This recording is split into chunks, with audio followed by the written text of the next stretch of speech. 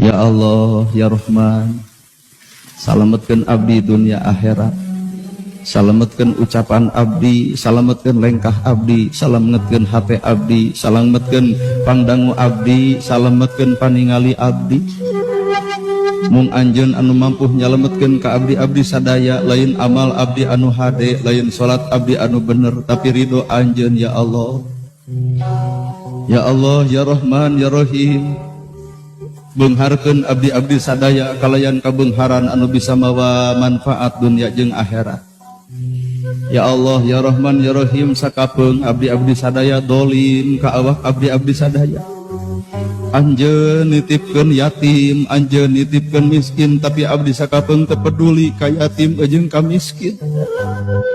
Harta nu ku anjeun dititipkeun ka abdi nu bakal engke ditanya di yaumil akhir ti mana harta deuk dipake naon. Teu aya saksi nepi ka ayeuna lantaran teu aya bukti yatim dibantuan, miskin dibelaan. Lamun mah engke hiji waktu abdi ditanya ti mana harta dipake naon, kudu aya saksi ya Allah.